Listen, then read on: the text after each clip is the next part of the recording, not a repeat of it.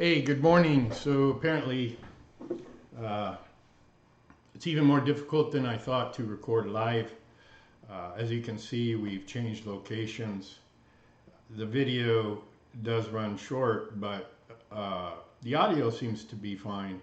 However, the timing here is very different than the timing when I go live because I thought I ended the live stream at the right time. It was when I was finished, but then when I played it back, it it ends sooner, so it didn't make any sense. But look, what I was trying to say this morning in the live stream is that we're entering the final days of Easter here, or final days of Lent, as we go into Maundy, Thursday, and Good Friday, and then Sunday, of course, is Easter. Yeah.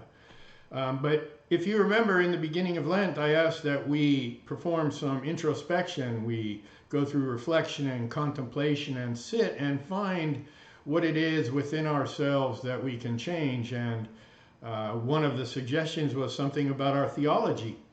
So when we think of John 3:16 and God sent his Son into the world, what does that mean to us?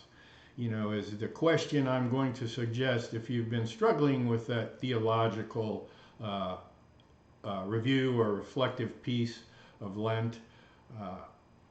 What does that mean to you? Does it mean that God sent his Son into the world to change God's mind about us? Or does it mean that God sent his Son into the world to change our minds about God? And when you come to your conclusion, I suggest that you understand why you arrived at that conclusion. Was it a thoughtful, meaningful examination of yourself? In other words, does your response create a harmony between your personal life, your moral life, and all things, and the world around you and God in general? Or is it something that, well, that's the way it was when you were growing up, that's the way you've been taught, that's kind of how it is thing? You see, there's plenty of mystery in God, but we don't need to accept things at face value as being mysterious when in fact we have our own experiences with God. We see God in other people's lives too. Some people have very much different lives than we do.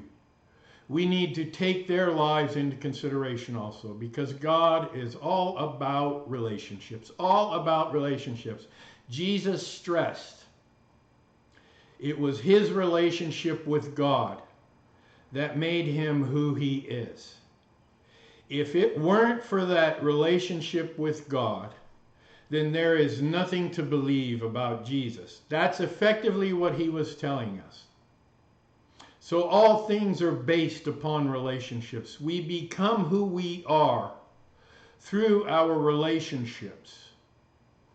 Jesus became who he is through his relationship. So when we reflect, why did God send Jesus here? Which relationship was it for? Was it to prove to God that we were worth having a relationship with? Or was it to prove to us that God wanted a relationship with us? So how you answer that question is what I'm asking you to examine these last few days of Lent, okay? So hey, listen. It's a beautiful day. It's a little overcast right now. It's going to be nice and warm. That Kentucky heat's coming back. Yeah, I hope it's not too humid. It felt a little swampy this morning, but that's all right. That's all right, right? And listen, remember, that tomb,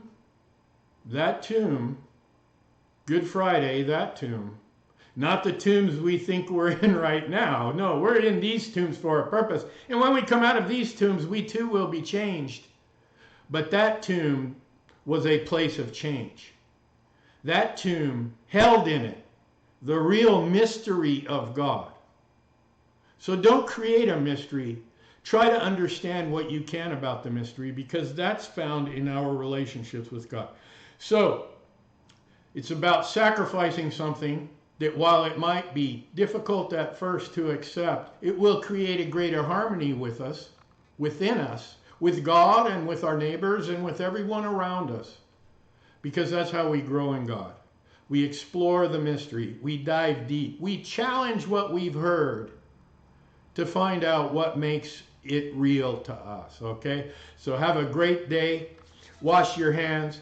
Keep your social distance, but keep socially connected. And remember, God loves you. No matter who you are, no matter where you are, no matter what you've done, no matter where you're from. No matter what language, whatever. Doesn't matter. God loves you. Peace.